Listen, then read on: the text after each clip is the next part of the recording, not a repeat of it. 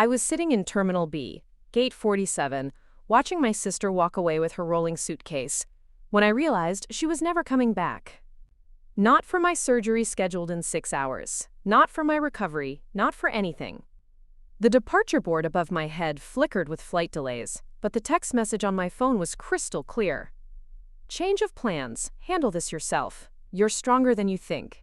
37 years of being the family caretaker, and when I needed them most, they left me stranded at Dallas-Fort Worth International Airport, like a piece of forgotten luggage. Before we jump back in, tell us where you're tuning in from, and if this story touches you, make sure you're subscribed, because tomorrow, I've saved something extra special for you. My name is Carol Evans, and until 3 months ago, I believed family meant showing up when it mattered. I spent most of my adult life being the reliable one, the sister who dropped everything when mom needed groceries delivered, the daughter who coordinated every holiday gathering, the aunt who never missed a birthday party even when it meant driving 4 hours in terrible weather. I thought the I was wrong. Another Tuesday in March, except I had a suitcase packed and a medical folder thick with consent forms tucked under my arm. I'd been putting off this surgery for 8 months, ever since Dr. Martinez first explained that the tumor pressing against my spine wasn't going to disappear with wishful thinking. It wasn't cancer, thank God, but it was growing, and every week I delayed meant more numbness in my left leg, more mornings when I couldn't feel my toes properly, more nights lying awake wondering if I'd wake up paralyzed. The plan was simple. My sister Rachel would fly with me from Phoenix to Dallas, where the specialist had agreed to see me. She'd stay for the 3-day recovery period, help me navigate the airport wheelchair assistance on the way home, and maybe we'd even grab dinner at that Italian place she'd been talking about for months. My brother Kevin was supposed to meet us there since he lived in Fort Worth anyway. Mom had promised to call every few hours to check in. For once, I wouldn't have to handle a crisis alone. I should have known something was off when Rachel showed up at Phoenix Sky Harbor 40 minutes late, her phone glued to her ear, and her expression pinched with the kind of irritation she usually reserved for her ex-husband's custody negotiations. She barely looked at me as she grabbed her boarding pass, muttering something about work being completely insane and how she couldn't believe I'd scheduled this during her busiest quarter. I ignored the sting of her words because I needed her there more than I needed an apology. The flight was bumpy, one of those March storms that makes the plane feel like a carnival ride nobody wanted to be on. Rachel spent the entire 2 hours texting frantically, her fingers flying over the screen while I stared out the window at clouds that looked like cotton balls somebody had stretched too thin. I tried to make conversation twice, asking about her daughter's soccer season and whether she'd heard from Mom about Easter plans, but she answered in single syllables without looking up. By the time we landed at DFW, I felt more alone than I had in the empty seat next to me. That's when Kevin called. I watched Rachel's face change as she answered, her eyebrows pulling together in that way they did when she was about to deliver bad news. She stepped away from the gate area, but I could still hear fragments of the conversation. Something about a client emergency, a deal falling through, how she couldn't possibly stay overnight when her presentation was scheduled for Thursday morning. My stomach started to knot even before she hung up. She turned around and walked back to where I was sitting, her rolling suitcase already repositioned like she was ready to leave. That's when she told me Kevin wasn't coming either. Some story about his wife being sick and the kids needing to be picked up from school, how he was really sorry but family had to come first. The irony of that statement hit me like a slap, but Rachel didn't seem to notice. She was already calculating return flights and checking her watch. I asked her what I was supposed to do, and she shrugged like I'd asked her opinion on the weather. She said I was tougher than I gave myself credit for, that plenty of people had surgery without an entourage, that I should think of it as an opportunity to prove I didn't need anyone holding my hand anymore. The words came out so casually, like she was giving me advice about trying a new restaurant instead of abandoning me hours before major spinal surgery. I watched her walk toward the departure monitors, her heels clicking against the polished airport floor, and I felt something inside me break apart like ice cracking under pressure. Not just disappointment or anger, but a deeper kind of recognition. This was who they really were when the crisis wasn't theirs to manage. This was what 37 years of being the family problem solver had earned me. I sat there for 20 minutes after she disappeared into the crowd, my medical folder balanced on my knees, trying to decide whether to call Dr. Martinez and cancel everything. The logical part of my brain kept insisting I should reschedule, wait until I could find someone else to come with me, maybe hire a private nurse or ask one of my friends from work. But another part of me, a part that had been quiet for too long, whispered that if I walked away now, I'd spend the rest of my life making excuses for people who didn't deserve them. I pulled out my phone and called the hotel shuttle instead. The driver was a chatty woman named Linda, who asked about my visit to Dallas while she loaded my suitcase into the van. When I told her I was having surgery in the morning, she wished me luck and said her daughter was a nurse at Presbyterian Hospital, that they'd take good care of me there. It was the first genuine kindness I'd received all day, and it came from a complete stranger. The hotel room was generic, but clean, with 2 double beds and a view of the parking lot. I sat on the edge of the bed closest to the window and called Mom to let her know I'd arrived safely. I didn't mention that Rachel had left, or that Kevin wasn't coming. I just said everything was going according to plan, and that I'd call her after the surgery. She sounded distracted, probably watching her evening shows, and told me to be brave before hanging up without saying she loved me. That night I couldn't sleep despite the exhaustion pressing down on my shoulders like a heavy blanket. I kept thinking about all the times I had rearranged my life for theirs. The week I'd taken off work to help Rachel move into her new apartment after her divorce. The countless weekends I'd spent driving Mom to medical appointments because Kevin was always too busy. The holidays I'd hosted year after year, buying gifts for everyone's children, cooking meals that took days to prepare, cleaning up messes that weren't mine to make.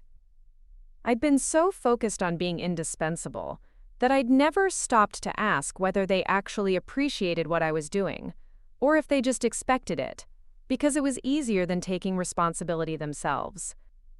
Lying there in the dark hotel room, listening to the hum of the air conditioning and the distant sound of highway traffic, I started to understand that I'd been enabling them for decades without realizing it. The morning of the surgery, I woke up before my alarm and spent an hour getting ready with the kind of methodical precision I usually reserve for important work presentations. I laid out comfortable clothes for afterward, organized my medication schedule, and double-checked that I had all the post-operative instructions Dr. Martinez's office had sent. I was determined to prove to myself that I could handle this alone, even if the loneliness felt like a physical weight in my chest. The Uber driver who took me to the hospital was a soft-spoken man named Ahmed who told me about his own back surgery 3 years earlier. He said the hardest part wasn't the procedure itself, but learning to ask for help when he needed it. When we pulled up to the medical center, he turned around and looked me directly in the eyes. He said sometimes the people who love us most forget that we're strong enough to face difficult things on our own. I tipped him extra and carried his words with me through the hospital doors. Check-in was surprisingly smooth. The preoperative nurses were efficient and kind, explaining each step of the process and answering questions I hadn't thought to ask. When they asked about my emergency contact, I gave them my friend Sarah's number instead of family. Sarah lived in Phoenix and couldn't possibly get to Dallas in time to help, but she was the only person I trusted to make medical decisions if something went wrong. At least I knew she wouldn't disappear when things got complicated. Dr. Martinez stopped by my pre-op room to review the procedure one more time and ask if I had any final concerns. He was younger than I'd expected, with steady hands and the kind of calm confidence that made me believe he'd done this exact surgery hundreds of times before. When he asked about my support system for recovery, I told him I was managing things independently.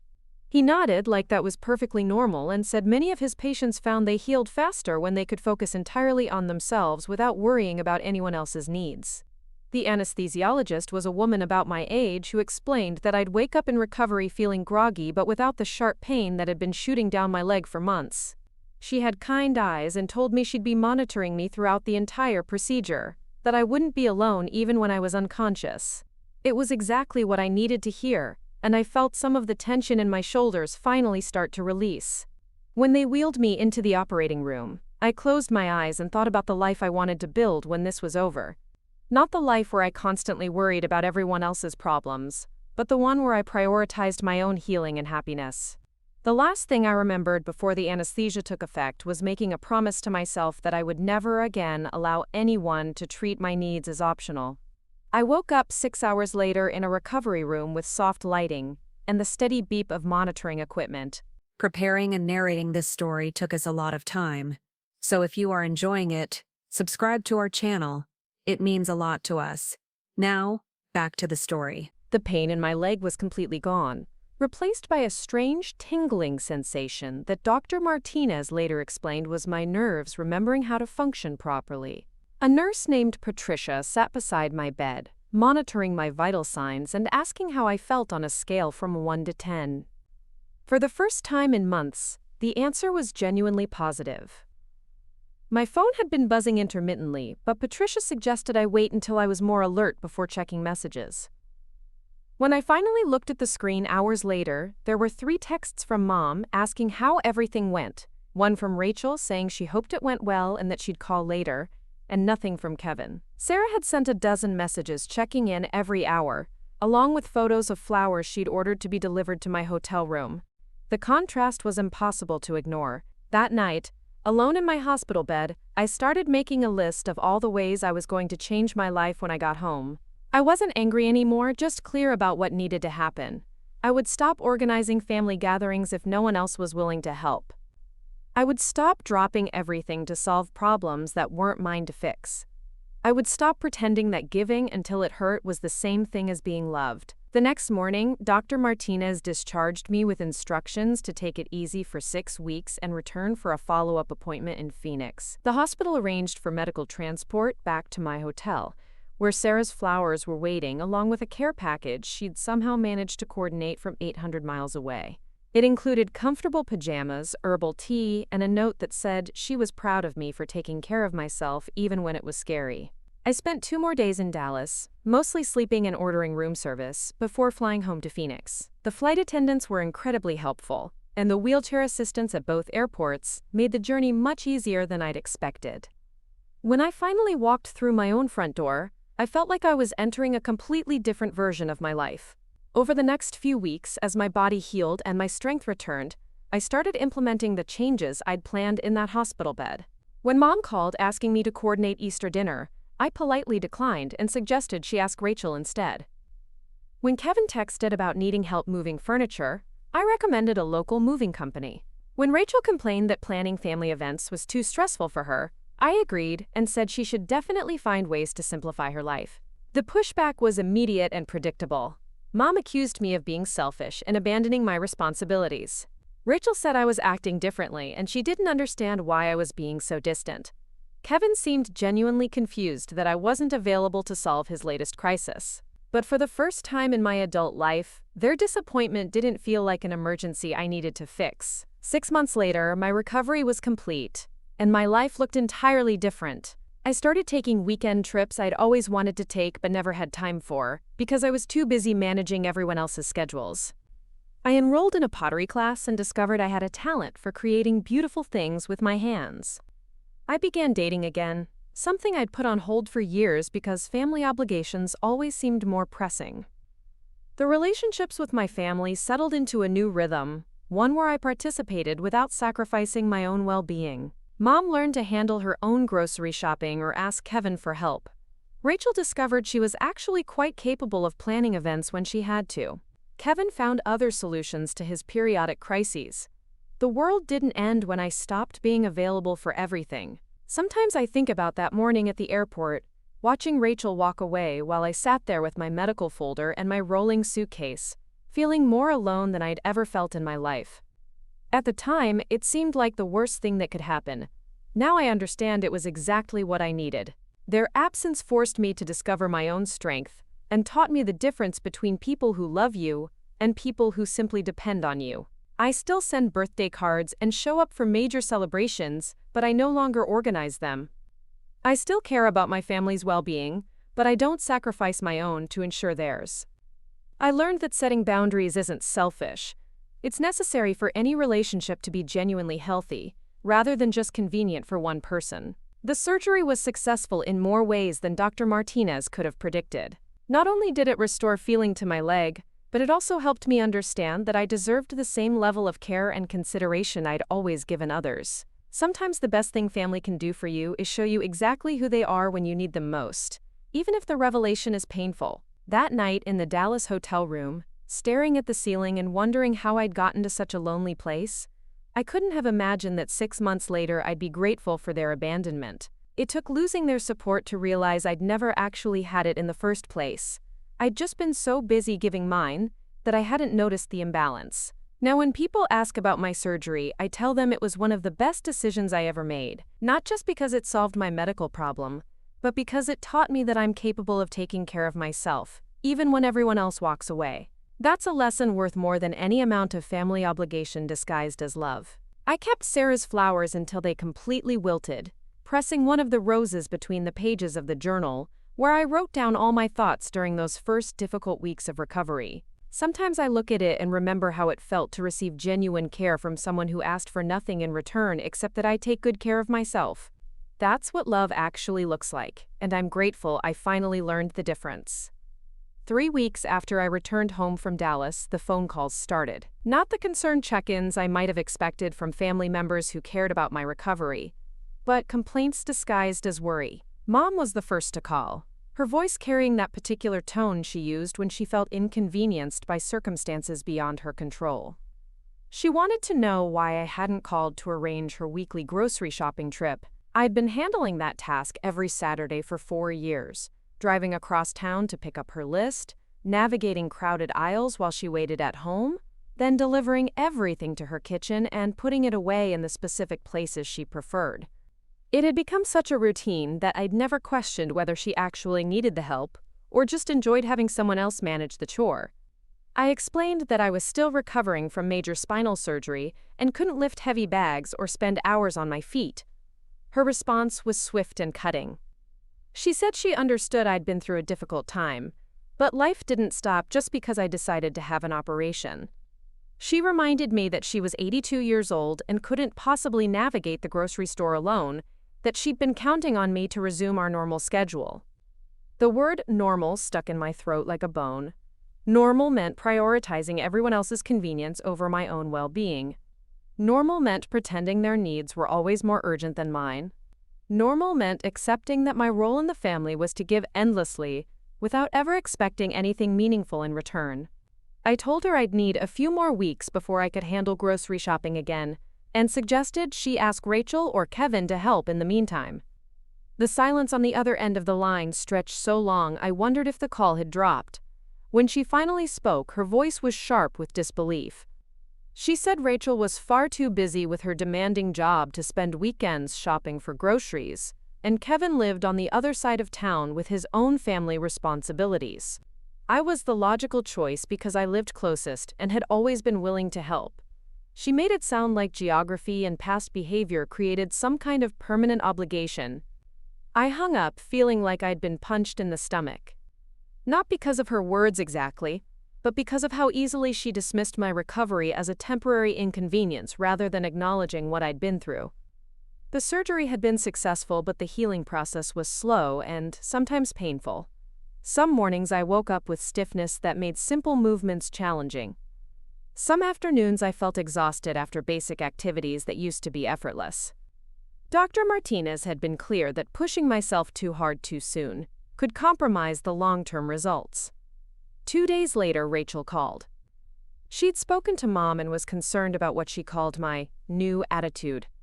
She said she understood that surgery was stressful, but she was worried I was using it as an excuse to avoid family responsibilities. The accusation hit me like cold water. I'd spent decades showing up for every crisis, celebration, and ordinary Tuesday that required extra hands, but 3 weeks of focusing on my own healing was somehow evidence of selfishness. I asked her what she meant by family responsibilities, and she launched into a list that made my head spin. Mom needed groceries. Kevin's air conditioning had broken, and he was hoping I could help coordinate repair estimates, since I was good at dealing with contractors. Easter was coming up, and someone needed to plan the menu and shopping list. Rachel's daughter Emma had a dance recital next month, and they were counting on me to help with carpooling because their schedule was completely packed.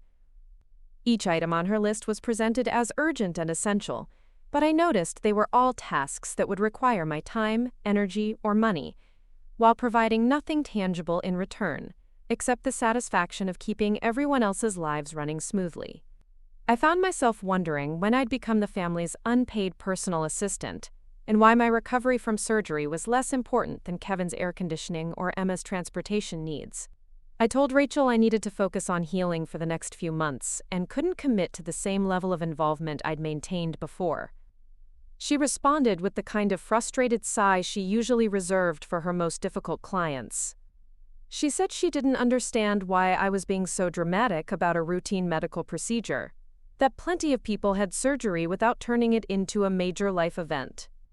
The conversation ended badly, with Rachel saying she hoped I'd reconsider my priorities before permanently damaging my relationships with people who loved me. After I hung up, I sat in my kitchen holding the phone and trying to remember the last time any of them had done something purely for my benefit without expecting something in return. The silence stretched on so long that I realized the answer was probably never. That weekend, instead of driving to Mom's house with a car full of groceries, I went to the farmer's market near my apartment and bought ingredients for meals I actually wanted to eat. I spent Saturday afternoon cooking a soup that filled my kitchen with the smell of herbs and vegetables, then freezing individual portions for days when I felt too tired to prepare something fresh. It was the first time in months that I'd cooked for pleasure rather than obligation. Sunday morning, my phone buzzed with a text from Kevin asking if I could come over to help him move furniture in his garage. He wanted to reorganize his storage space before the weather got too hot, and he figured it would be easier with an extra pair of hands. The message was casual and friendly, written as if my recent surgery was completely irrelevant to his request. I read the text 3 times, each time feeling a different emotion wash over me. First confusion, then disbelief, then a kind of clarity that felt like stepping out of fog into bright sunlight. Kevin lived 20 minutes away and knew at least a dozen people who could help him move furniture. His request had nothing to do with necessity and everything to do with habit. He asked me because I had always said yes before. I texted back that I wasn't able to help with physical labor while recovering from spinal surgery, and suggested he call some friends or hire someone if the project was urgent. His response came back within minutes, asking when I thought I'd be back to normal, because he had several projects that could really use my help. The phrase "back to normal" felt like a slap, as if my worth to him was entirely tied to my availability for manual labor. Over the next few weeks, similar requests kept coming. Rachel needed someone to watch Emma for an evening because her regular babysitter had canceled. Mom wanted help rearranging her bedroom furniture to improve the feng shui. Kevin's wife had asked him to find someone to help her organize their basement before a charity pickup. Each request was presented as reasonable and temporary, but they all required me to prioritize their convenience over my own recovery. I started declining these requests politely but firmly, and the pattern of responses was remarkably consistent. First came surprise, as if my unavailability was completely unexpected. Then gentle pressure, usually framed as concern for my well-being or reminders of past favors. When that didn't work, they moved to guilt, suggesting that my refusal to help was evidence of selfishness or changing priorities. The guilt was the hardest part to navigate, because it activated decades of conditioning that equated love with service. I'd been taught from childhood that being a good daughter and sister meant putting family needs before my own, that refusing requests for help was inherently selfish. These beliefs were so deeply embedded that declining even unreasonable demands felt like betraying something fundamental about who I was supposed to be. But as the weeks passed and my body continued to heal, I started to notice something interesting. The world didn't end when I wasn't available to solve everyone's problems. Mom figured out how to order groceries online for delivery. Kevin recruited neighbors to help with his garage project. Rachel arranged alternative childcare for Emma, without any apparent difficulty. They'd all been perfectly capable of handling these situations independently. They just preferred having someone else do the work. The revelation was both liberating and infuriating. I'd spent decades believing they needed my help to function, that my contributions were essential to their well-being. But their quick adaptation to my unavailability proved that my assistance had been more about convenience than necessity. They hadn't been asking for help because they were incapable. They'd been asking because I'd trained them to expect unlimited availability. About 6 weeks after the surgery, I had my follow-up appointment with Dr. Martinez in Phoenix. The imaging showed that everything had healed perfectly, and the numbness in my leg was completely gone. He cleared me for normal activities, but warned that I should pace myself and avoid overexertion for another month. When I told him about my family's expectations that I immediately resume all my previous responsibilities, he frowned and said recovery meant more than just physical healing. He explained that major surgery often prompted people to reevaluate their relationships and priorities, that it wasn't unusual for patients to make significant life changes during the recovery period. He said stress could actually interfere with healing, and that protecting my emotional well-being was just as important as following the physical restrictions. His words gave me permission to trust the instincts I'd been developing over the past several weeks. That evening, I made a decision that felt both terrifying and necessary. I would stop automatically saying yes to requests that didn't align with my own priorities and well-being. I wouldn't be cruel or completely unavailable, but I would start treating my time and energy as finite resources that deserved the same protection I'd always given to everyone else's needs. The next test came 2 days later when Mom called asking me to drive her to a doctor's appointment across town. Her regular physician had referred her to a specialist, and she needed someone to wait in the office for what could be several hours. In the past, I would have immediately cleared my schedule and spent the day in an uncomfortable waiting room chair, probably missing meals and arriving home exhausted. Instead, I asked if the appointment was urgent or if it could be scheduled for a time when I was more available. She said it wasn't urgent, but the earliest available slot worked better for her schedule. I suggested she ask Rachel or Kevin to accompany her, or consider taking a taxi if they weren't available. The suggestion was met with shocked silence, as if I'd proposed something completely unreasonable. She reminded me that Rachel couldn't possibly take time off work for medical appointments, and Kevin had his own family obligations. I was the obvious choice because my schedule was more flexible, and I'd always been willing to help with medical issues. The assumption that my time was automatically available while theirs was protected felt like a revelation about how they viewed my role in the family hierarchy. I told her I had other commitments that day but offered to help her arrange alternative transportation. The conversation ended with her expressing disappointment and confusion about my changing attitude. After hanging up, I felt guilty for about 10 minutes, then proud of myself for setting a reasonable boundary. She'd managed medical appointments for 80 years before I started accompanying her. There was no reason she couldn't handle this one independently. Later that week, I ran into my neighbor Janet at the mailbox. She asked how I was feeling after the surgery, and when I mentioned the challenges of setting boundaries with family during recovery, her face lit up with recognition. She said she'd gone through something similar after her heart attack 3 years earlier. Her adult children had expected her to resume full caregiving duties for her grandchildren within weeks of being discharged from the hospital. Janet said the turning point came when she realized that protecting her own health wasn't selfish. It was necessary for her long-term ability to be present for the people she loved. She'd learned to distinguish between genuine emergencies and requests that were simply convenient for others. The conversation made me feel less alone in my struggle to redefine relationships that had been built on unequal expectations. Around the same time, I started noticing patterns in my family's communication that I'd previously overlooked. When they needed something, calls and texts came immediately, and were followed up with increasing urgency if I didn't respond quickly.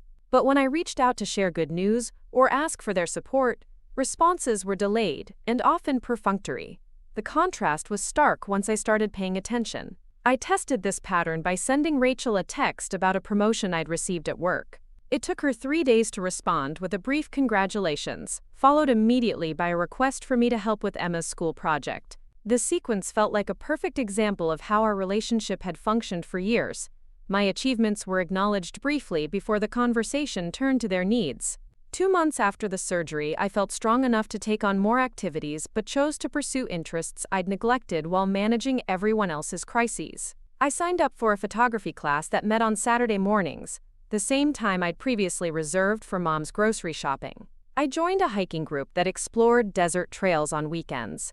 I started volunteering at an animal shelter, finding genuine fulfillment in caring for creatures who couldn't manipulate or guilt me into overextending myself. These new activities filled my schedule with pursuits that energized rather than depleted me. When family members called with requests that conflicted with my commitments, I found it easier to decline because I had specific plans I didn't want to abandon. Having a full life outside their demands made their expectations feel less overwhelming and their disappointment less devastating. The real test came when Rachel called to discuss Easter planning. She'd apparently decided that since I was feeling better, I could resume organizing the family dinner we'd held at my apartment for the past 5 years.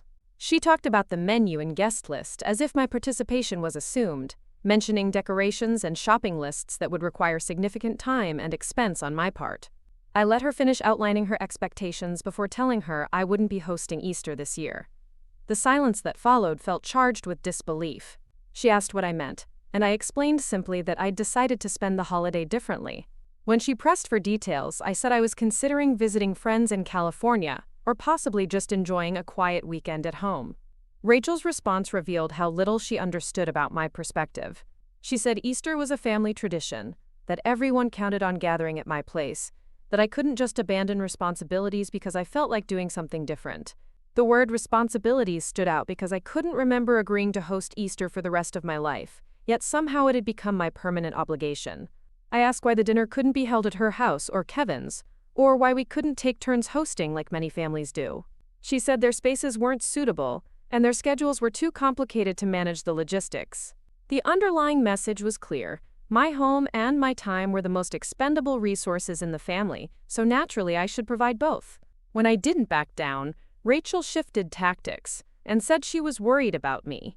She suggested that isolation could be a symptom of depression following surgery, that I might benefit from professional counseling to work through whatever was causing me to withdraw from family connections. The implication that my boundaries were evidence of mental illness felt like the ultimate manipulation. I ended the call by saying I'd consider attending Easter dinner if someone else organized it, but I wouldn't be hosting or coordinating the event. Rachel hung up without saying goodbye, and I felt a mixture of relief and sadness that would become familiar over the following months. Relief because I'd successfully protected my time and energy. Sadness because each boundary I set seemed to reveal how conditional their affection really was. Easter came and went without any family gathering. No one stepped up to organize an alternative dinner, which told me everything I needed to know about how much they valued the tradition versus how much they valued my unpaid labor. I spent the weekend hiking with my new group, taking photographs of desert wildflowers that bloomed brilliantly after the spring rains. It was one of the most peaceful holidays I'd experienced in years. The aftermath was predictably dramatic. Mom called to express disappointment that the family hadn't gathered for Easter, suggesting that my refusal to host had ruined the holiday for everyone. Kevin sent a text saying he missed our family dinners and hoped we could get back to normal soon. Rachel didn't contact me at all, which I interpreted as punishment for refusing to meet her expectations. Their reactions confirmed what I'd been slowly realizing throughout my recovery. Their love felt conditional on my willingness to serve their needs. When I was available to solve problems, coordinate events, and provide unpaid labor, I was valued and appreciated. When I prioritized my own well-being and interests, I was selfish and disappointing. The pattern was so clear it was almost cartoonish. By summer, I'd established a new rhythm that felt sustainable and authentic. I helped family members when requests were reasonable and aligned with my availability, but I stopped dropping everything to manage their crises. I participated in family events when I enjoyed them, but I no longer felt obligated to organize or fund celebrations that primarily benefited others. The relationship settled into an uncomfortable new normal, where I was less central to everyone's daily functioning, but also less valued for my contributions. Some days this felt like a fair trade, losing their approval but gaining my autonomy. Other days it felt like proof that I'd never been loved for who I was, only for what I could provide. Looking back on those months of recovery and boundary setting, I'm grateful for the clarity that came from being abandoned during my surgery. If Rachel had stayed in Dallas, if Kevin had shown up at the hospital, if Mom had called to check on me every day, I might have returned to Phoenix believing our relationships were healthy.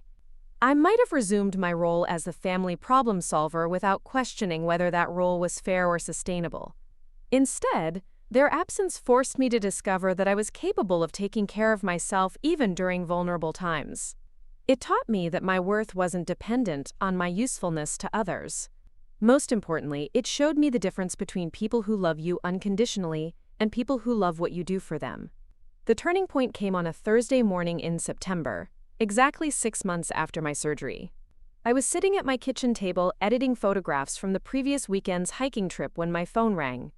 The caller ID showed Rachel's number, which surprised me because we hadn't spoken since our argument about Easter 3 months earlier.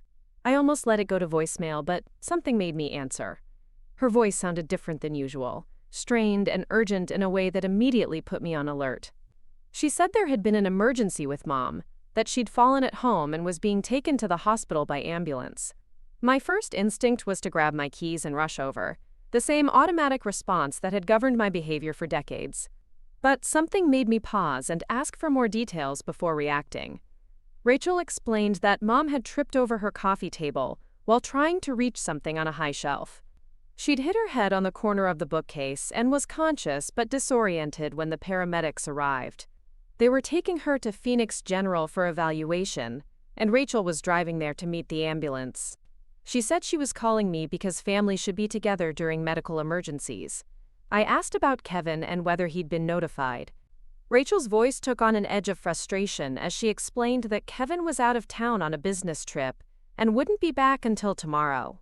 She needed someone to help navigate the hospital bureaucracy, deal with insurance paperwork, and make decisions if Mom wasn't coherent enough to speak for herself.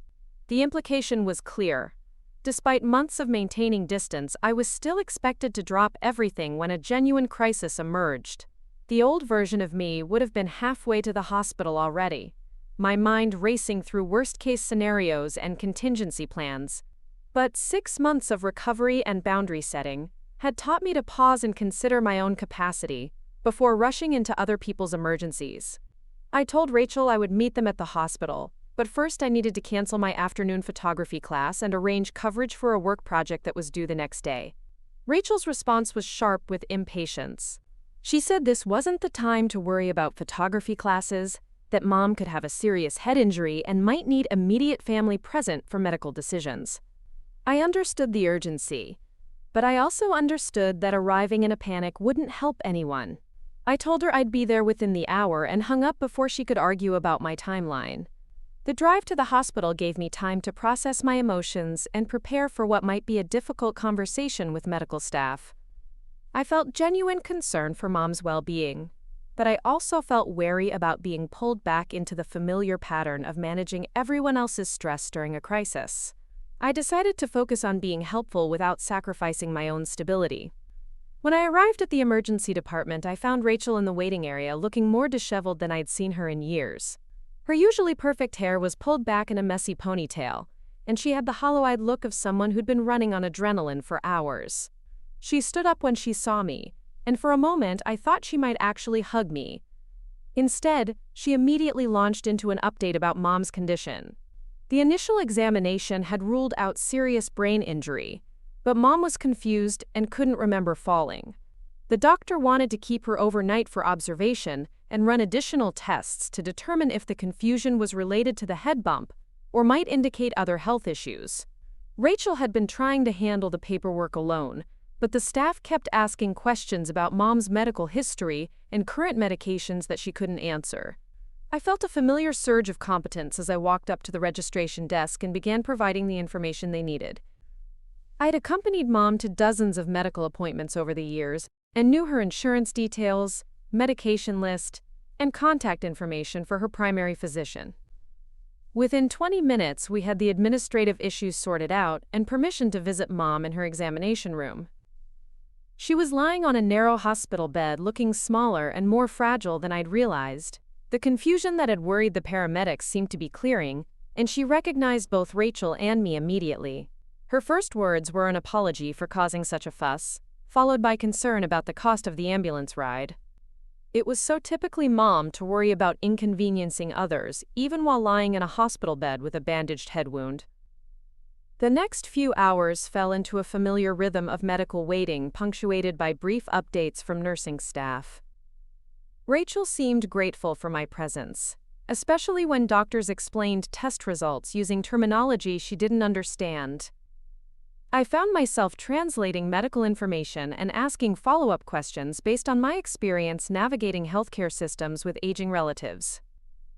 But as the evening wore on, I noticed Rachel beginning to slip back into old patterns of assuming I would handle the ongoing logistics. She started talking about who would stay with mom overnight, who would manage her discharge planning, and who would coordinate follow-up appointments with her regular doctors. Each conversation seemed to assume my automatic involvement without explicitly asking for my consent. When the doctor finally came in to discuss discharge plans, he recommended that mom not live alone for at least a week while recovering from the concussion. She would need someone to monitor her symptoms, help with daily activities, and ensure she took medications on schedule. Rachel immediately looked at me with an expression that mixed hope and expectation, as if my availability was a given. I felt the familiar weight of unspoken obligations settling over my shoulders like a heavy blanket. The old version of me would have already been mentally rearranging my work schedule and preparing to move into mom's guest room for the duration of her recovery. But 6 months of practicing boundaries had taught me to pause and consider what I was actually willing and able to provide. I told the doctor I needed a few minutes to discuss logistics with my sister before we made any commitments about home care arrangements. Rachel looked surprised by my hesitation, but we stepped into the hallway to talk privately. She immediately began outlining a plan that involved me taking extended time off work to stay with mom, handling her grocery shopping and meal preparation, and managing her medical appointments until she was fully recovered. The assumption that I would shoulder the entire burden of mom's recovery felt like a test of everything I'd learned about protecting my own well-being.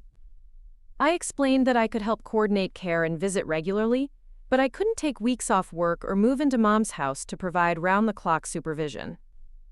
Rachel's face shifted through several emotions before settling on familiar frustration. She asked what I expected her to do, reminding me that her job was demanding and Emma needed consistent childcare arrangements. I suggested we explore professional home care services or investigate whether mom qualified for temporary assistance through her insurance. Rachel responded as if I'd suggested something completely unreasonable, saying that mom needed family care during her recovery, not strangers coming into her house. The conversation revealed how differently we viewed our obligations to aging parents. Rachel seemed to believe that family members should provide unlimited personal care regardless of the impact on their own lives, while I'd come to understand that sometimes professional services were more appropriate and sustainable than family martyrdom. Neither perspective was necessarily wrong, but they were fundamentally incompatible. We eventually reached a compromise that felt workable, if not ideal. I would stay with mom for the first 3 nights after discharge to monitor her condition and help establish a routine.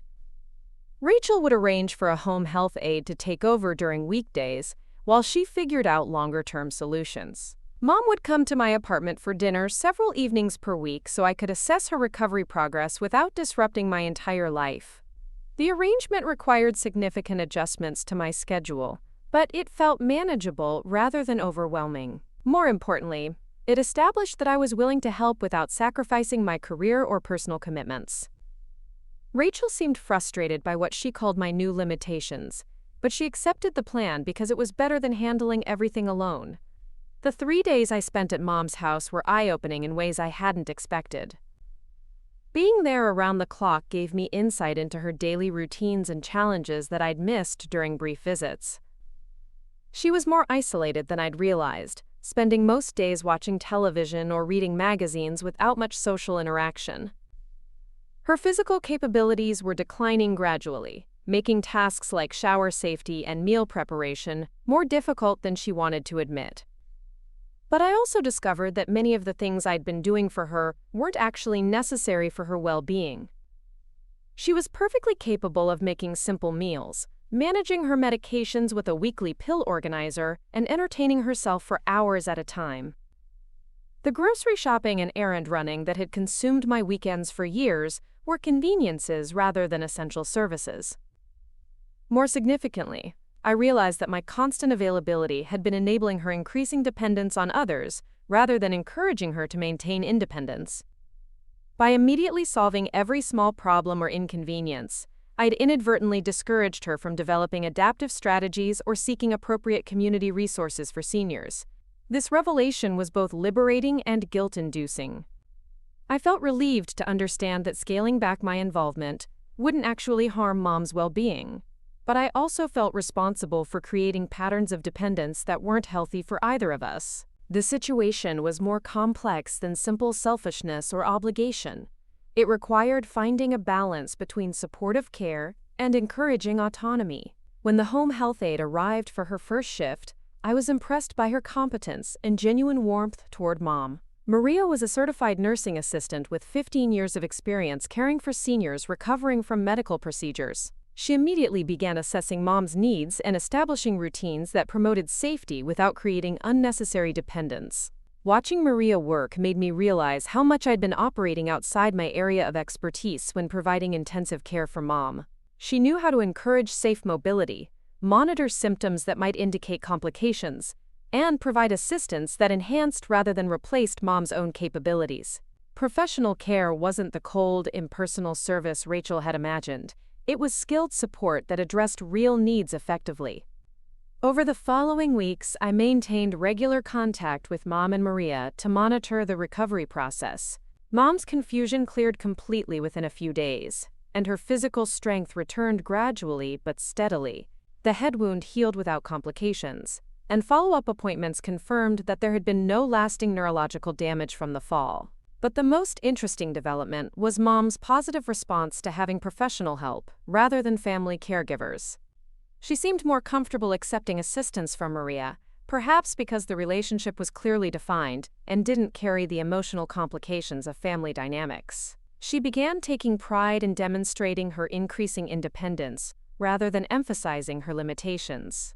Rachel visited less frequently than I'd expected, which initially surprised me until I realized she'd been delegating most caregiving tasks to me for years, rather than developing her own relationship with Mom's needs. Without my buffer, she had to confront directly how uncomfortable she felt with medical situations and physical care requirements. This dynamic became more apparent when Mom fell again, this time in her bathroom while Maria was helping with her evening routine.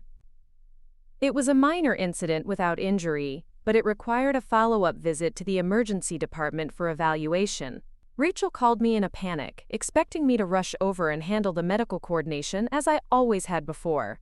Instead, I walked her through the process of communicating with the emergency room staff and supporting Mom during the examination. I offered to meet them at the hospital if needed, but I didn't automatically assume responsibility for managing the situation. Rachel handled everything competently once she realized I wasn't going to take over, though she complained afterward about how stressful medical emergencies were. The incident clarified how much I'd been insulating other family members from the realities of caring for aging parents. By always stepping in to handle medical crises, coordinate appointments, and manage care logistics, I'd allowed them to remain detached from the practical aspects of Mom's declining health. They could express concern and offer emotional support without developing the skills or taking on the responsibilities that real caregiving required. This pattern extended beyond Mom's immediate medical needs. When Kevin returned from his business trip, he called to check on Mom's recovery but didn't offer to help with any ongoing care arrangements. He seemed genuinely concerned about her well-being, but his concern didn't translate into practical assistance with grocery shopping, transportation to appointments, or regular check-in visits. The contrast between his worry and his action became even more stark when Mom's insurance stopped covering the home health aide after 2 weeks. Rachel called an emergency family meeting to discuss how we would continue providing necessary support. Kevin attended the meeting and expressed strong opinions about the importance of family care, but when we discussed specific responsibilities, he found reasons why he couldn't commit to regular assistance. His excuses were familiar variations of the themes I'd been hearing for years. His work schedule was unpredictable, his wife had her own elderly parents to worry about, his children needed consistent routines that didn't allow for emergency caregiving situations. Every reason was individually reasonable, but collectively they demonstrated that he expected other family members to handle the inconvenient aspects of caring for aging parents. I found myself in the strange position of advocating for continued professional care rather than assuming personal responsibility for Mom's ongoing needs. The home health aide had been more effective in 2 weeks than I'd been in years of well-intentioned but unskilled assistance. Mom was safer, more confident, and increasingly independent under Maria's professional guidance. Rachel initially resisted the idea of paying for continued professional services, suggesting that it was an unnecessary expense when family members could provide the same assistance for free. I pointed out that our assistance hadn't actually been free. It had cost significant time, energy, and opportunity costs that affected our ability to maintain our own lives and careers. The conversation forced us to confront uncomfortable truths about the real costs of family caregiving. Rachel's assumption that my time was freely available had always been based on the fiction that I had fewer important obligations than she did. Kevin's belief that family care was superior to professional assistance conveniently ignored his unwillingness to provide that care himself. Eventually, we developed a sustainable arrangement that balanced professional services with family involvement. Mom continued working with Maria 3 days per week for assistance with shopping, transportation, and household tasks that had become challenging. Rachel and I alternated hosting Mom for weekend dinners and holiday celebrations. Kevin contributed financially to the cost of professional services, which felt like a fair distribution of responsibility, given his inability to provide hands-on assistance. The new arrangement required Mom to pay for services she'd previously received for free, but it also gave her more control over the type and timing of assistance she received. She could request help when needed without feeling like she was imposing on family members, and she could maintain privacy and autonomy in ways that hadn't been possible when relatives were constantly managing her affairs.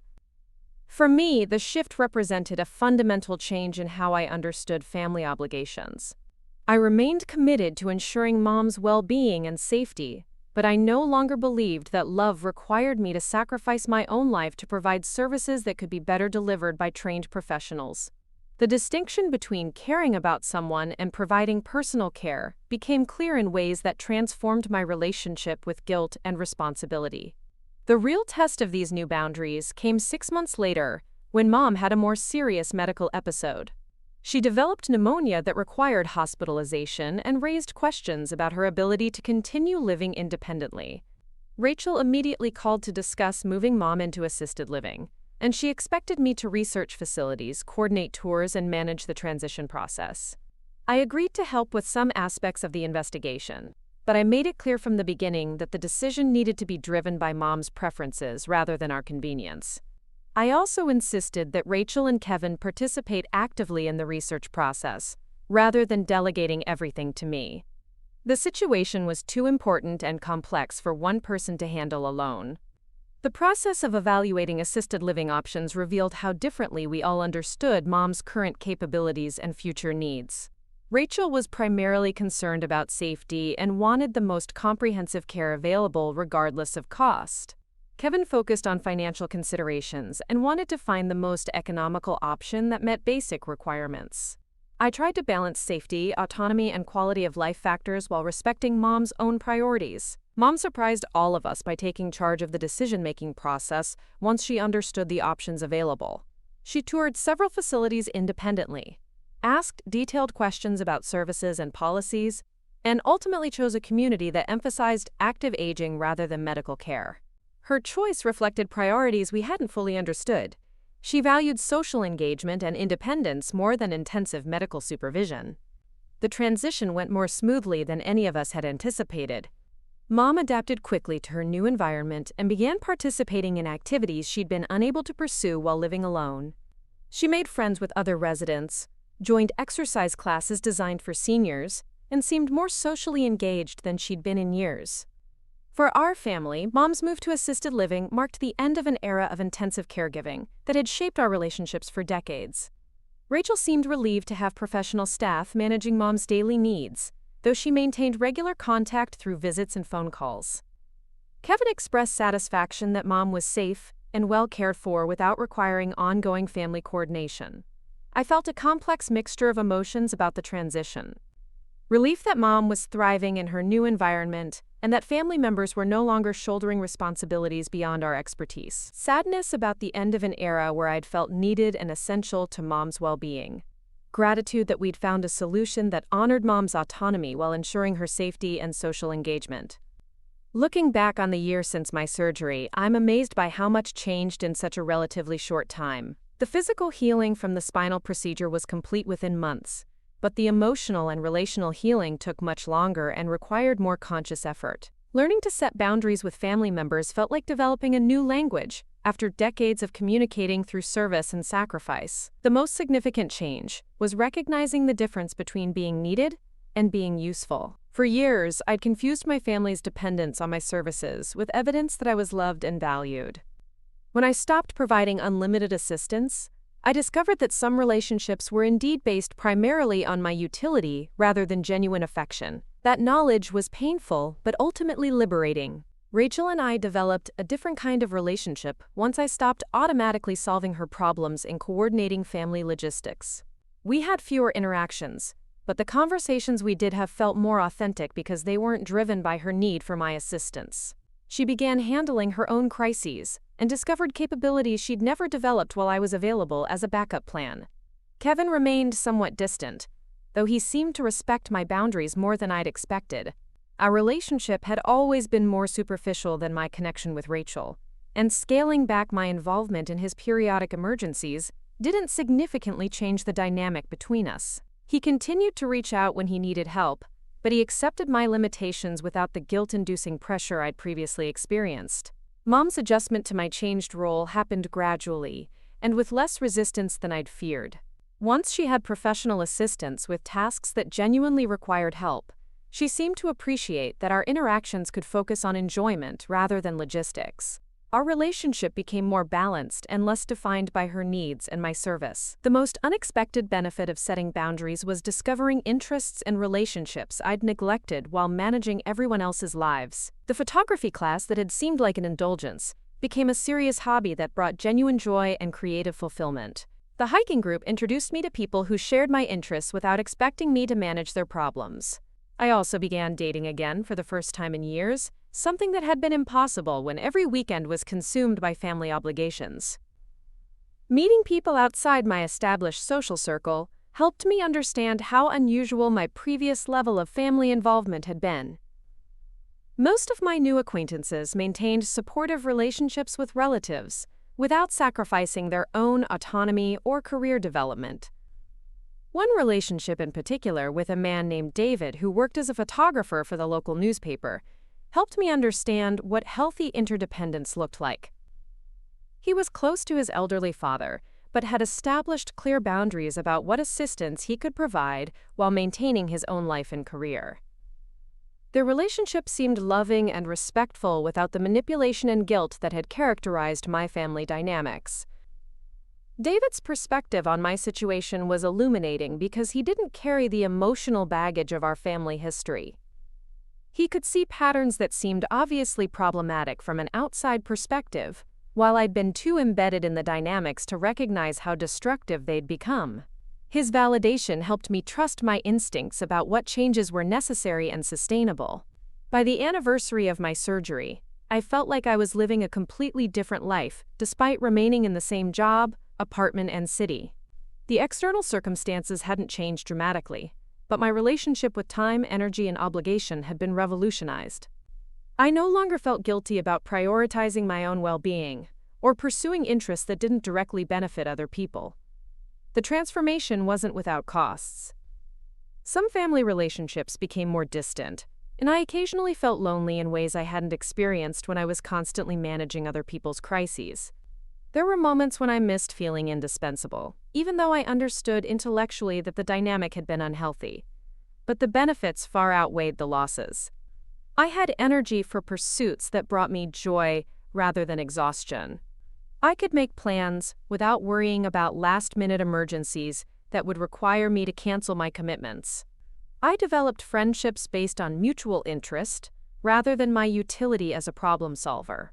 Most importantly, I learned to distinguish between love and obligation, between being helpful and being used, between family loyalty and self-sacrifice.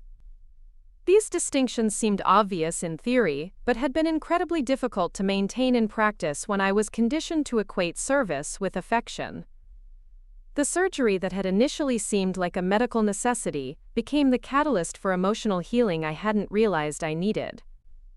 Being abandoned by family members during a vulnerable time forced me to develop resources and resilience I might never have discovered otherwise.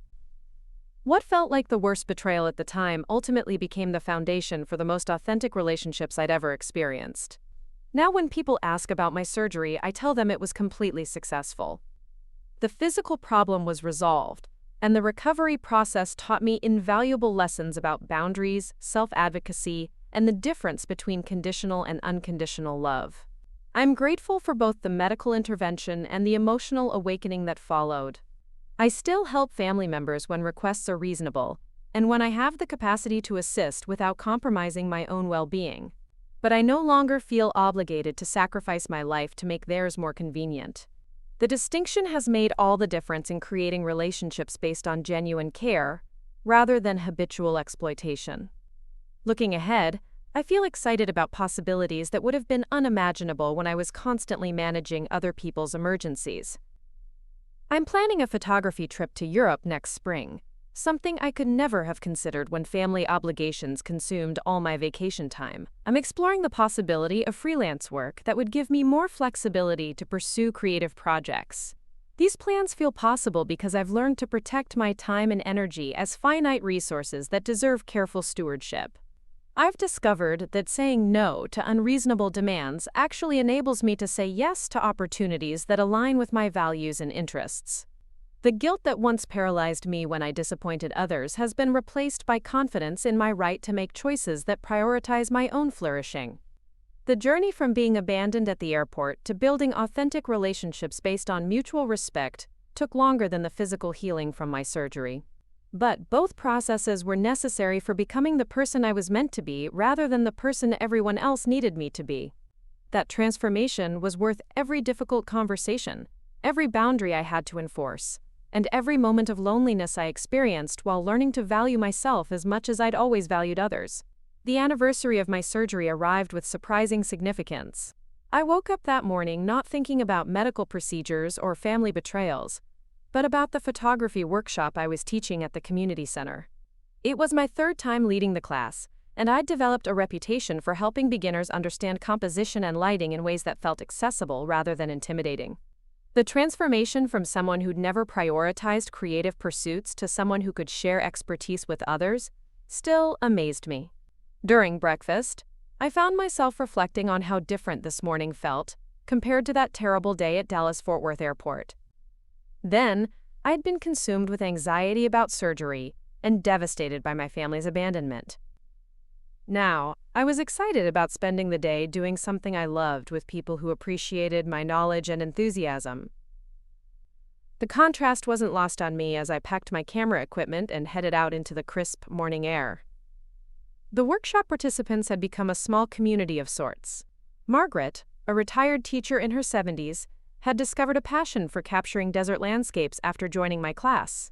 James, a college student studying engineering, found that photography helped him process stress in ways that traditional therapy hadn't. Linda, a single mother of 2 teenagers, used our weekend sessions as her primary source of social interaction with other adults who shared her interests. These relationships felt fundamentally different from the family dynamics I'd spent decades navigating. People came to my workshops because they genuinely wanted to learn from me, not because they needed me to solve problems or manage their responsibilities. When they expressed appreciation for my teaching, it was based on value I was actually providing rather than services they'd come to expect as their due. The success of the photography workshops had given me confidence to explore other interests I'd never had time to pursue. I'd enrolled in a Spanish language class that met on Tuesday evenings, something I'd wanted to do since college but had never prioritized while managing everyone else's schedules. Learning a new language at 52 felt challenging but invigorating in ways that reminded me my brain was still capable of growth and adaptation. My relationship with David had also evolved into something more serious and stable than I'd experienced in previous dating attempts. He understood my commitment to maintaining boundaries with family, because he'd gone through his own process of establishing healthy limits with relatives who'd taken advantage of his generous nature. We supported each other's independence while building genuine intimacy based on shared values rather than mutual neediness. David's influence helped me recognize patterns in other relationships that I'd previously overlooked. Some friendships had been built on similar dynamics to my family relationships, where I provided emotional labor and practical assistance without receiving equal consideration in return. As I became more selective about how I spent my time and energy, these unbalanced friendships naturally faded while deeper connections strengthened. One particularly meaningful friendship developed with Elena, a woman I'd met in my Spanish class who worked as a social worker specializing in elder care. Her professional expertise helped me understand that the family dynamics I'd experienced weren't unusual. Many families struggle with issues of dependence, boundary setting, and equitable distribution of caregiving responsibilities. Talking with someone who understood these challenges from a professional perspective validated my experiences in ways that felt healing. Elena introduced me to the concept of emotional labor, a term that perfectly described the invisible work I'd been doing for years without recognition or compensation. She explained how women are often socialized to manage family emotions, coordinate social connections, and anticipate others' needs in ways that can become exhausting and unsustainable. Understanding this pattern helped me recognize that my struggles weren't personal failures, but reflections of broader cultural expectations about gender and family roles. This insight was particularly relevant when dealing with ongoing tensions with Rachel, who continued to struggle with my changed availability. She'd made comments to other family members about how I'd become selfish since my surgery, apparently interpreting my boundary setting as evidence of character deterioration rather than healthy growth. Elena helped me understand that Rachel's resistance was predictable. People who benefit from unequal arrangements often respond to change with criticism and pressure. The most challenging test of my new boundaries came when Kevin's marriage began falling apart during the spring following my surgery anniversary. His wife had apparently been having an affair, and she'd filed for divorce while he was traveling for work. He called me in a panic, expecting me to drop everything and help him navigate legal proceedings, custody arrangements, and the emotional devastation of betrayal. My heart genuinely went out to him because divorce is painful regardless of the circumstances, and infidelity adds layers of humiliation and confusion that can be overwhelming. But I also recognized that his expectation of unlimited support from me was consistent with patterns I'd been working to change. He needed help, but that didn't automatically make me responsible for providing whatever assistance he demanded. I offered to listen when he needed to talk, and to research resources that might be helpful for his situation. I suggested he consider therapy to process the emotional aspects of the divorce, and I provided contact information for several attorneys who specialized in family law. But when he asked me to take vacation time to help him pack up his belongings and manage custody exchanges with his children, I explained that I couldn't provide that level of hands-on assistance. Kevin's response revealed how little he understood about the changes I'd made in my approach to family relationships. He accused me of abandoning him during the worst crisis of his life, suggesting that my refusal to help proved I didn't care about his well-being. The conversation was painful because I could hear genuine hurt in his voice, but I also recognized the manipulation tactics that had been used to control my behavior for years. I told him I cared deeply about his happiness and recovery from this difficult situation, but caring didn't obligate me to sacrifice my own stability to manage his crisis. I reminded him that he had friends, colleagues, and professional resources available to help with practical aspects of the divorce. My role as his sister was to provide emotional support, not to serve as his unpaid personal assistant during legal proceedings. The conversation ended badly, with Kevin hanging up in frustration. For several days afterward, I questioned whether I'd been too harsh or unsympathetic. The old version of me would have called back to apologize and offer whatever assistance he needed to restore harmony in our relationship. But the new version of me recognized that his anger was about losing access to my unlimited availability, not about my actual level of care or concern. Elena helped me process the guilt I felt about maintaining boundaries during Kevin's genuine crisis. She pointed out that there's a difference between supporting someone through difficult times and enabling their dependence on others to manage their problems. Kevin was a capable adult with his own resources. He didn't need me to handle his divorce logistics, even though having my assistance would have been convenient for him. The situation with Kevin's divorce also highlighted how different my relationship with crisis management had become. In the past, family emergencies had activated a kind of panic response in me, where I felt compelled to immediately solve whatever problems were causing distress. Now I could feel genuine empathy for someone's pain without automatically assuming responsibility for alleviating their suffering. This shift in perspective served me well when Mom experienced another health scare that summer. She'd been doing well in her assisted living community, but she developed symptoms that concerned the nursing staff enough to recommend emergency medical evaluation. The facility called me because I was listed as her primary emergency contact, and they needed family authorization for certain medical procedures. I drove to the hospital feeling concerned about Mom's health, but confident in my ability to handle whatever decisions needed to be made. The contrast with my panicked responses to previous medical emergencies was remarkable. I'd learned that staying calm and asking appropriate questions was more helpful than expressing dramatic emotions or assuming worst-case scenarios. The emergency room doctor explained that Mom had experienced what appeared to be a small stroke, though the symptoms were mild and she remained conscious and coherent. They wanted to run additional tests to determine the extent of any damage and develop an appropriate treatment plan. I authorized the tests and called Rachel to update her on the situation, but I didn't feel overwhelmed by the responsibility of making medical decisions. Rachel arrived at the hospital within an hour, clearly distressed and expecting me to have already solved whatever problems had arisen. When she discovered that we were still waiting for test results and that major decisions hadn't yet been required, she seemed almost disappointed by the lack of immediate crisis to manage. Her response made me realize how much family members had been conditioned to expect me to have everything under control before they became involved. The test results showed that Mom had indeed experienced a minor stroke, but the damage was limited, and her prognosis for recovery was good. She would need some additional rehabilitation services and closer monitoring of her medications, but she could remain in her assisted living community with enhanced support. The outcome was much better than we'd initially feared when the symptoms first appeared. More importantly, the medical team at the assisted living facility handled most of the logistics associated with Mom's increased care needs. They coordinated with her doctors, adjusted her service plan, and arranged for additional therapy sessions without requiring extensive family involvement. The professional support system we'd established during her transition to assisted living proved its value during this genuine health crisis.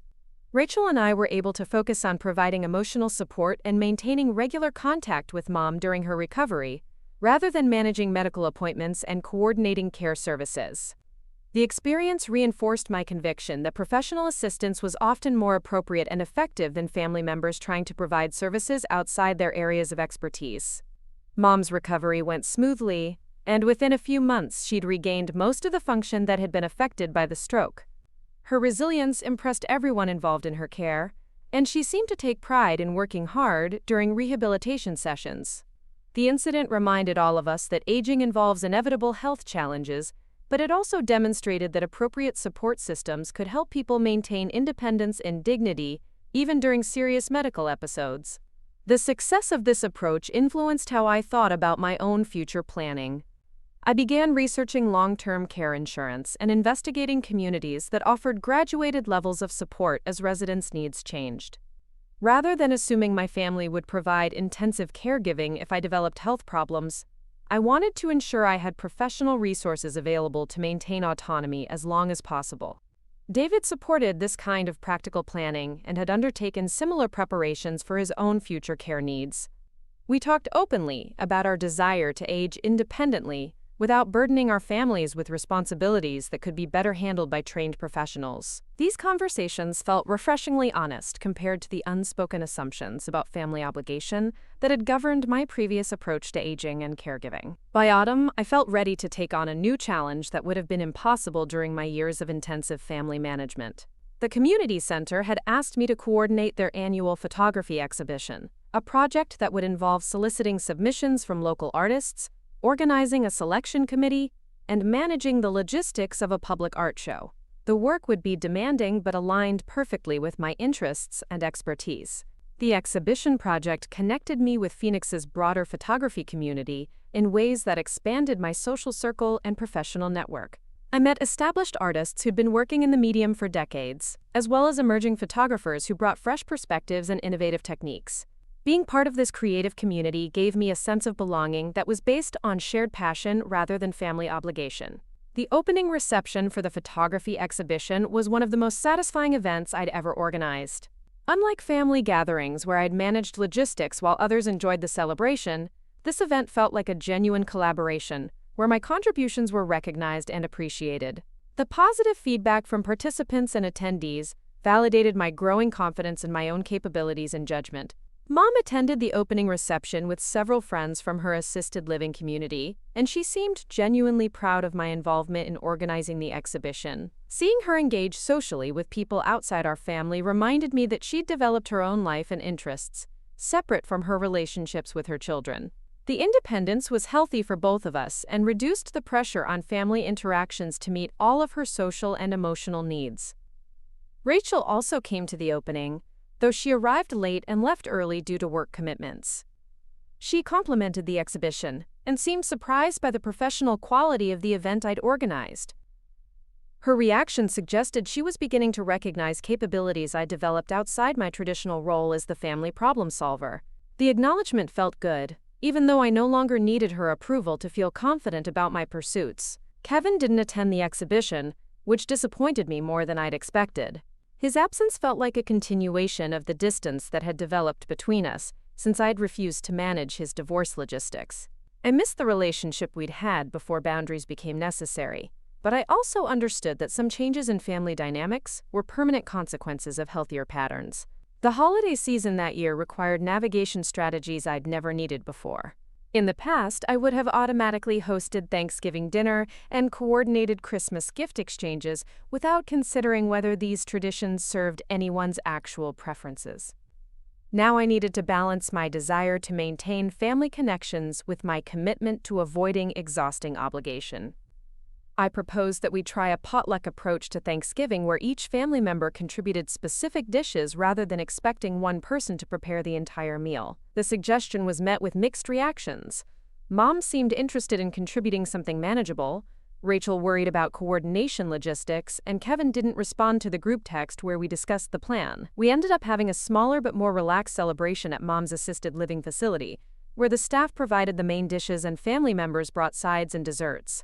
The community dining room was festively decorated, and several other residents joined our table, creating a warm and inclusive atmosphere. The meal felt more authentic than previous holidays, where I'd been too exhausted from cooking and cleaning to enjoy the company. Christmas followed a similar pattern of simplified expectations and shared responsibilities. Instead of buying gifts for everyone's children and extended family members, I focused on meaningful presents for the people closest to me. David and I exchanged books we thought the other would enjoy, a tradition that felt much more personal than the generic gift cards I'd previously purchased for relatives out of obligation. The reduced holiday stress gave me energy to enjoy seasonal activities I'd never had time to pursue. David and I attended several concerts and art exhibitions during December, experiences that felt luxurious after years of spending the season managing other people's celebrations. We also volunteered together at a local homeless shelter, finding fulfillment in service that aligned with our values rather than family expectations. As the year ended, I reflected on how much my life had changed since that devastating morning at the Dallas airport. The surgery had been successful in treating my medical condition, but the emotional healing that followed had been even more transformative. Learning to set boundaries, prioritize my own well-being, and build relationships based on mutual respect had created possibilities I couldn't have imagined when I was constantly managing family crises. The process hadn't been easy, and some relationships had been permanently altered by my refusal to continue enabling unhealthy patterns. But the authentic connections I'd developed with people who valued me for who I was rather than what I could provide felt more meaningful than any family obligation I'd maintained out of guilt or conditioning. Looking ahead to the new year, I felt excited about possibilities that extended far beyond my immediate circumstances. The photography workshops had been so successful that I was considering developing a more formal curriculum that could be offered through other community organizations. David and I had talked about traveling together to photograph different landscapes and cultures, adventures that would have been impossible when family demands consumed all my vacation time. Most importantly, I'd learned to trust my own judgment about what constituted appropriate boundaries and reasonable expectations in relationships. The guilt that had once paralyzed me when I disappointed others had been replaced by confidence in my right to make choices that prioritized my own flourishing alongside my care for others. The journey from being abandoned during surgery to building authentic relationships based on mutual respect had taken nearly 2 years of conscious effort and frequent discomfort. But the woman who emerged from that process was stronger, clearer, and more genuinely happy than the person who'd spent decades sacrificing herself to maintain family harmony. That transformation was worth every difficult conversation, every boundary I'd had to enforce, and every moment of loneliness I'd experienced while learning to value myself as much as I'd always valued others. Up next, you've got 2 more standout stories right on your screen. If this one hit the mark, you won't want to pass these up. Just click and check them out.